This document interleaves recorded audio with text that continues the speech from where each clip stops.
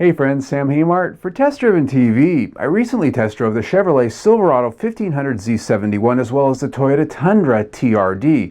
And I took bits and pieces from both of these test drives, just the driving impressions, put them together in a little bit of a face-off to see how they stack up.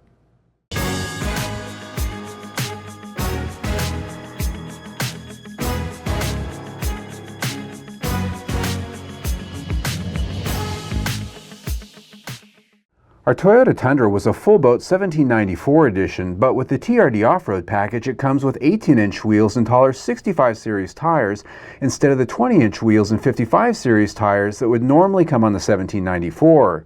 But if you like chrome, you won't be disappointed as it comes with heavy doses of the shiny stuff on the front bumper and grille.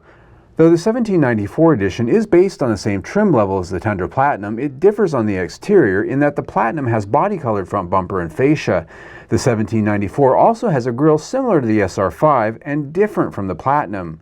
The TRD off-road package comes with not only those wheels, but specifically tuned Bilstein shocks at all four corners, extra skid plates, and the all-important graphic on the bedside. Of note though, the double cab Tundra is only available with a 5.5-foot bed. Toyota has yet to offer their full-size cab with anything longer like the Chevrolet does.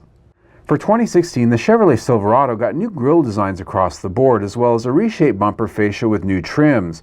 Our Z71 here has a body color grille and LED headlights with the latest Las Vegas style accents. The hood design is new too, with a nice sculpted look and some insets that look perfect for heat extractor events someday down the road if Chevrolet ever offers a high performance package.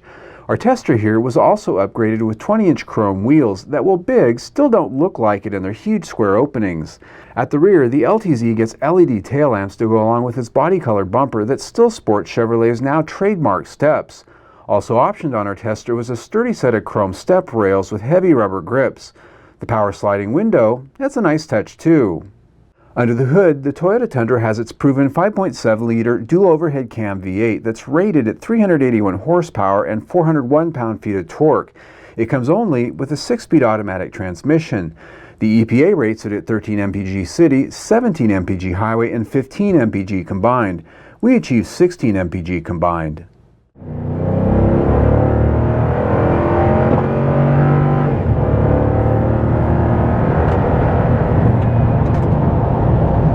That is a V8, and well, that's something that you're not finding in all of the trucks anymore, at least through the model range. This is an engine which still has that nice growl that you like to have in a truck, and even though it's been around for a while, it still offers up competitive power, I think, and competitive fuel economy. Even though I've been romping on it just a little bit for a V8, it's rated at 15 mpg combined. I've been getting 16 with it this week, and even as high as 17 before I started doing that kind of thing the last couple of days. But this is an engine that you're not going to find underpowered, you're not going to find it under-refined, especially given the fact that we've got dual overhead cams here. This is the same engine family that you're going to find in the Lexus LS sedan, so it's got a good pedigree. Of course, here it's set up a little bit more for truck duty, but overall this is a powertrain that I still think remains very competitive.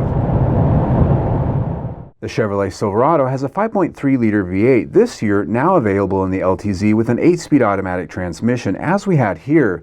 Though an old-school pushrod engine, it has variable valve timing, direct injection, and variable displacement to give it 355 horsepower. EPA rates it at 15 mpg city, 21 mpg highway, and 17 mpg combined. I was able to achieve a pretty good 20 mpg combined in my week with it.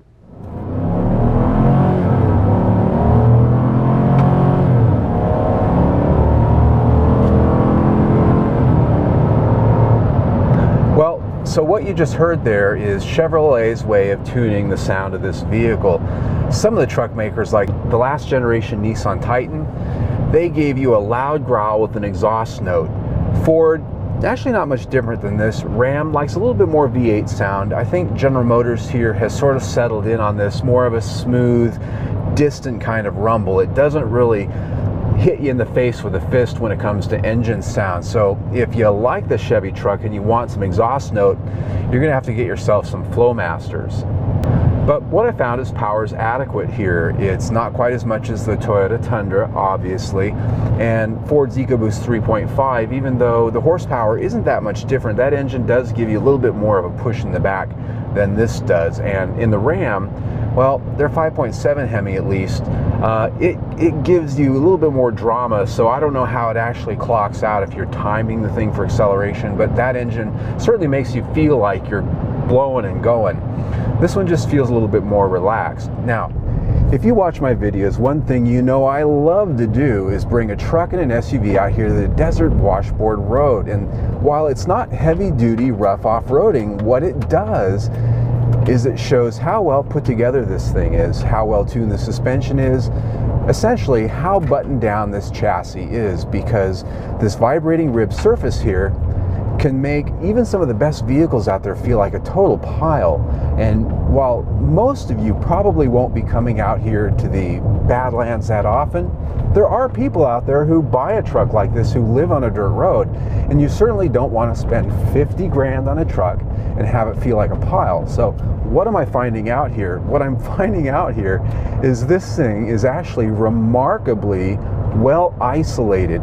I'm rolling over a desert washboard road here, and I'm not feeling any vibrations in here whatsoever. I don't have dash rattle, I don't have any vibrations visually going on. There's no shuddering in the door frames. A lot of times that happens when body structures aren't as robust as they could be. Here, I've got a suspension, I've got a body, I've got a frame that are all tuned well together such that even when I start getting into the rougher stuff here, it's just pretty quiet and pretty well isolated, and it's impressive in that way.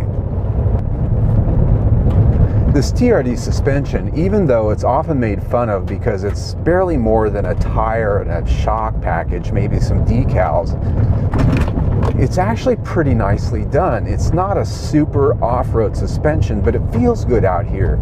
It soaks up a lot of the rough stuff, and that really goes to shock tuning because the springs really aren't any more compliant than you might find on the standard 4x4. And of course you get the benefit of the skid plates, which even though they're not super robust skid plates, they are skid plates nonetheless.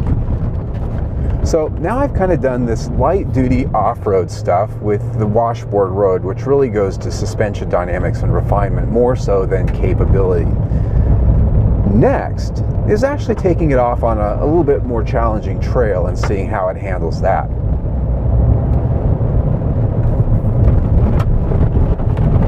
Now this is a bit more of a rougher trail. It's not off-roading in the sense that I even have to begin to put this thing in four-wheel drive.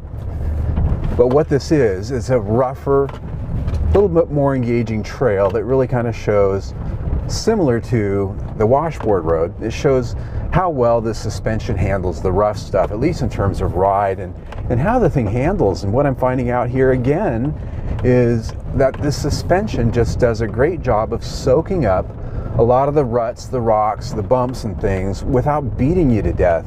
And it certainly doesn't make the truck feel like it's being taxed in any way. It seems like no matter how hard I roll over some of these dips and bumps, I'm not bottoming out, and that's never a fun thing, to feel the suspension hit the bumpers. Now this is a pretty good bump here. Woo! Of course it was cushioned with water, but this is good. The TRD suspension is a step up from the regular suspension, certainly worth the $100 they charge for it. In fact, they ought to just make it standard. So again, I'm happy. Now, while off-road's always a good way to test how tough a truck is and how well put together it is, at the end of the day, most people are never really going to be doing that. They're going to be out here on the highway, they're going to be driving around town, they're going to be on the pavement. And so how this actually drives and rides on the pavement is probably going to be more important to most everybody on the planet than the off-road side of things. And so here, it's actually very composed, it's actually very refined, and that's something that I've always thought about the Tundra. Even in the earlier generations, it's one of the more refined truck chassis out there. It's quiet, it's solid, and it feels heavy. And well, it should, because it is heavy, at least by today's standards, in a world where Ford's building aluminum bodied trucks and everybody's going towards the light weighting. And No doubt Toyota probably will with their next generation, but this truck still feels like it's carved from a solid block of steel, and well, that's a good thing, I think. And so overall, it's quiet, it's solid, and it's refined. Those are my three takeaways here. Moving on to handling for the Chevrolet Silverado, the Z71 package on our tester here gets you a number of upgrades. Among them are heavier duty Rancho off-road shocks, an auto-locking rear differential, a skid plate for the transfer case, and of course, the all-important Z71 graphics. And what I'm finding out here is that, well, like my past experience with GM pickup trucks, is it's got a pretty stiff suspension. And so that translates a lot of rhythm up into the structure and into the interior here. And that can be a good thing or a bad thing depending on what your tastes are. Basically what I'm saying is this has a stiff ride, so all of these bumps and this washboard surface, it's just transmitting in here pretty strongly, and it makes this chassis just a little bit on the skittery side, I think, which is to say you can feel it sort of doing the dance around here on this surface. The other thing I'm noticing too is just a little bit of vibration and a little bit of shuddering on the interior trims here over some of these surfaces. And I bring it up because in a comparative sense, the last Ford F-150 I drove out here, which was one of the new aluminum body trucks, it was pretty shaky out here. Also, the Toyota Tundra that I drove out here, that one I'd say was a great example of a truck that was very tight. The ride was very well isolated from a lot of this shaking and shuddering. Now, taking this off that washboard road onto a more challenging off-road environment here, I'm finding that even though this is a very large truck, it's still pretty nimble. The steering has a nice, it's pretty light, so it doesn't feel like it's too heavy, too clumsy out here. But like that washboard road, one of the things I am finding is that this is a very stiffly sprung suspension. It does beat you around quite a bit out here on some of the rougher stuff. And some of that might be attributable to its larger 20-inch wheels. But I am noticing quite a bit of crashing going on with the suspension as it really comes up and hits those bumpers. So it's a choice they've made in tuning the suspension very stiffly. And some people like that. For me, it's just always been my off-road preference for a bit more compliance so that you can really blow and go out here without getting beat to death. Now, even though I spent a lot of time off-roading this thing and sort of getting out in the dirt, 99% of the people that own this truck are going to be spending it right here on the highway where I'm at right now. And here, it does exactly what it's meant to. It offers a very quiet and stable ride. The chassis doesn't feel flittery at all, and that basically means I'm not getting any nervousness or shuddering over this less than smooth highway. Sometimes trucks can be a little bit like that because they don't have a stiff enough frame or the body isn't as stiff as it could be. Not happening here. This actually has a very nice stable ride, which is comfortable, and, well, it's quiet. Well, how do they stack up? Well, to be honest with you folks, I think both of these trucks are pretty darn close to equal if you take the brand loyalty equation out of it. Price-wise, the Chevrolet right around $52,000, $53,000, the Toyota right around $50,000. Equipment levels were pretty darn close. Now, there are some areas where they're not all that balanced. Power, that goes to the Toyota with a lot more horsepower. Fuel economy, Chevrolet wins that hands down. When it came to handling, I really thought the Toyota was much better sorted out there on the rougher roads because it did have the taller tires and the 18-inch wheels. Now, had the Chevrolet had that, it might have been closer. Now, when it comes to other things like the bed size, you can get a bigger bed with the Chevrolet.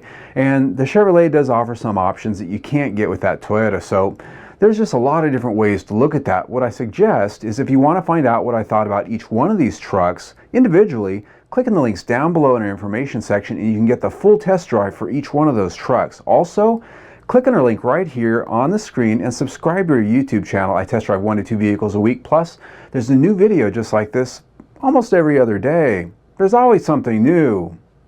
So stay tuned.